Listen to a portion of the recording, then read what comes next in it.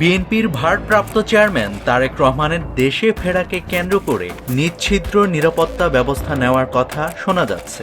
তিনি 25শে ডিসেম্বর স্বদেশ প্রত্যাবর্তন করবেন। তবে গোয়েন্দাদের তথ্যের ভিত্তিতে তারেক রহমানের ফিরতি ফ্লাইটের ক্রুর তালিকায় নাম থাকা দুজনকেই সে যাত্রার দায়িত্ব থেকে অব্যাহতি দেওয়া হয়েছে। কিন্তু এর কারণ কি? তারেক রহমানের প্রত্যাবর্তনকে কেন্দ্র করে বিমান বাংলাদেশ এয়ারলাইন্সের একটি ফ্লাইটে হঠাৎ পরিবর্তন এসেছে কেভিন ক্রুর তালিকায়।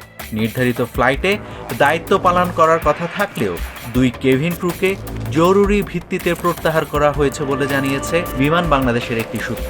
আগামী 25শে ডিসেম্বর লন্ডন থেকে ঢাকায় ফেরার কথা রয়েছে তারেক রহমানের। তাকে বহনকারী বিশেষ ফ্লাইটটির নিরাপত্তা বিবেচনায় এর সিদ্ধান্ত নেওয়া হয়েছে বলে জানা গিয়েছে। কিন্তু নির্দিষ্টভাবে সেই দুই কেভিন ক্রুই কেন বাদ পড়লেন, আর তাদের নামই বা কি? জানা গেছে ডিউটি রোস্টার থেকে বাদ পড়া ওই দুই কেভিন ক্রু হলেন জুনিয়র পার্সার মোহাম্মদ শাওগাতুল আলম এবং ফ্লাইট স্টুয়ার্ডেস জিনিয়া ইসলাম। বিমান সূত্র জানায়, সামাজিক যোগাযোগ মাধ্যমে আওয়ামী লীগের শীর্ষ পর্যায়ের নেতাদের সঙ্গে এই দুই কর্মীর ঘনিষ্ঠ সম্পর্কের ছবি ও তথ্য ছড়িয়ে পড়ার পর বিষয়টি কর্তৃপক্ষের নজরে আসে। পরবর্তীতে গোয়েন্দা প্রতিবেদনে তাদের রাজনৈতিক সংশ্লিষ্টতা এবং সম্ভাব্য নিরাপত্তা ঝুঁকির বিষয়টি উঠে আসে। সূত্র আরও জানায়, তারা অতীতে নিয়মিত সাবেক আওয়ামী লীগ নেতা শেখ সেলিমের ভিআইপি ফ্লাইটে দায়িত্ব পালন করতেন।